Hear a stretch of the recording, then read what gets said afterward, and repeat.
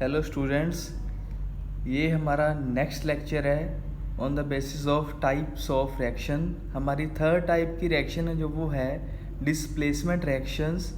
जैसे नेम से पता लग रहा है इसमें एलिमेंट्स क्या होंगे, डिस्प्लेस होंगे। ठीक है जी, एक की जगह दूसरा एलिमेंट लेगा। तो आइए देखते हैं क्या कहते हैं। Are those in which one element is replaced by another elements in a compound. तो ये जो रिएक्शंस हैं ये किसके बेस पे होंगी ये भी मैं आपको बताता हूँ कि जो हमने डेफिनेशन आपको हिंदी में बताई वही है इंग्लिश में लिखी है।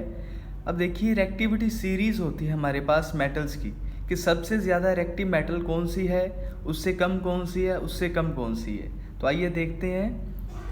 Potassium, sodium, calcium, magnesium, aluminium, zinc, iron, lead, hydrogen, copper, mercury, silver, gold, ये हमारे पास मेनली एलिमेंट्स हैं जो हमारी मेटल्स हैं। इनके अंदर अब हम देखते हैं रिएक्टिविटी ऑर्डर। हम ऊपर से लेकर नीचे तक का ये रिएक्टिविटी ऑर्डर देखेंगे।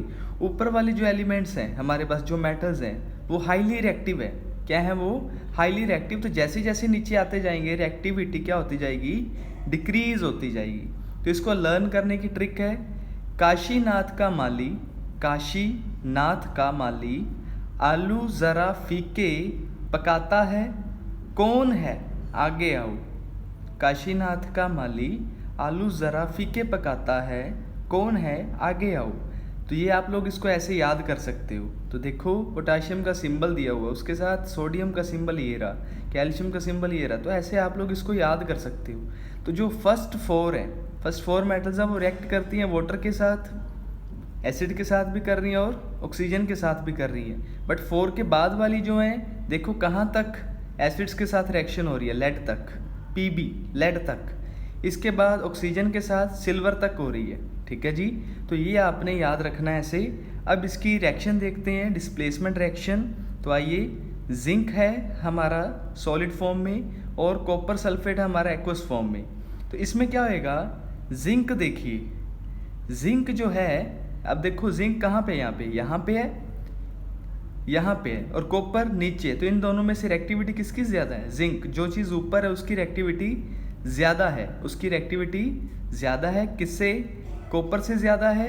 तो ये क्या करेगा? जिंक इस कॉपर को डिस्प्लेस कर देगा। तो ये देखिए, जिंक आएगा यहाँ पे, कॉपर को कहेगा भाई डिस्प्लेस हो, तू साइड हो, मैंने इसके साथ आके लगना है। तो ये इसके साथ आके लगेगा। तो देखिए प्रोडक्ट क्या बनेगा? जिंक सल्फेट, जिंक सल्फेट, और कॉपर अपना अलग से निकल जाएगा।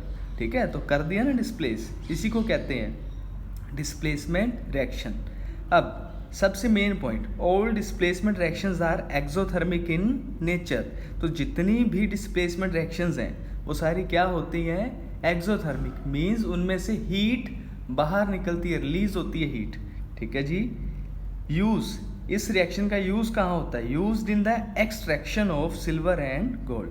तो ये जो रिएक्शंस हैं, ये जब हम एक्सट्रैक्शन करते हैं सिल्वर एंड गोल्ड की, वहाँ पर यूज़ होती है। ठीक है जी। इसके बाद हमारी जो नेक्स्ट टाइप है रिएक्शंस की, वो है fourth type, double displacement reactions. इसमें अब दो एलिमेंट्स एक दूसरे के साथ इंटरचेंज होएंगे, मतलब दो एलिमेंट्स एक दूसरे को इंटरचेंज करेंगे। According to reactivity series are those in which the positive and negative ions of two substances in a solutions are mutually interchanged. One of the product is precipitate. तो इसके अंदर precipitate बनते हैं हमारी रिएक्शन के अंदर। ठीक है जी, ऐसी रिएक्शन है जिसके अंदर precipitate means, जैसे ये है सिल्वर नाइट्रेट, सोडियम क्लोराइड, इन दोनों को हमने मिलाया तो हमारे पास क्या बन के आया? AgCl silver chloride and sodium nitrate बन के आया। अब इसमें हुआ क्या कि ये जो प्रेसिपिटेट हमने लिखा है, ये है कि सॉलिड सा मास या सेमी सॉलिड सा मास इस रिएक्शन के अंदर, अगर आप लोग इन दोनों को मिला रहे हो चीज़ों को, तो सेमी सॉलिड सा मास किसका? सिल्वर क्लोराइड का बन के सोल्यूशन के अंदर इकट्ठा हो जाएगा नीचे की तरफ, उसी को हम बोलेंगे प्रेसिपिटेट। ठीक है जी। अब देखिए, एक Ag है मेटल, एक सोडियम है। तो आप लोग रिएक्टिविटी सीरीज देखना, उसमें सोडियम क्या है? हमारा हाईली रिएक्टिव, और Ag क्या है? लो रिएक्टिव या लेस रिएक्टिव। तो सोडियम क्या करेगा? इस Ag को डिस्प्लेस करेगा। अब Ag के पास और कोई जगह नहीं बची, सोडियम किसके साथ आके लगेगा फिर नाइट्रेट के साथ। तो देखिए सोडियम नाइट्रेट बन गया। अब Ag किधर जाएगा, अब ये Cl अकेला हो गया तो इसके साथ आके ये लग जाएगा, क्योंकि Cl नेगेटिव बचेगा तो Ag पॉजिटिव बचेगा। पॉजिटिव एंड नेगेटिव आपस में बॉन्ड बनाकर ऐड हो जाएंगे, जिस वजह से इसका एक प्रेसिपिटेट बन जाएगा। तो इसमें दो चीज़ें डिस्प्लेस हो रही है, देखो एक सोडियम एंड एक सिल्वर, इसलिए इसको डबल डिस्प्लेसमेंट रिएक्शन बोला जाता है। तो आई थिंक आपको समझ आ गया होगा डिस्प्लेसमेंट एंड डबल डिस्प्लेसमेंट के अंदर डिफरेंस क्या है। इसके बाद neutralisation reaction are those in which an acid react with an equal amount of a base. जिसमें न्यूट्रलाइजेशन रिएक्शन कौन सी है, जिसमें एसिड की जितनी अमाउंट है उतनी अमाउंट बेस की है, तो वो आपस में रिएक्ट करें तो क्या बन जाएगा, सॉल्ट। क्या बनेगा, salt plus water. Hydrochloric acid लिया हमने, सोडियम हाइड्रोक्साइड लिया, ये बेस है हमारा सोडियम हाइड्रोक्साइड, क्या है ये बेस है, और ये क्या है हमारा एसिड।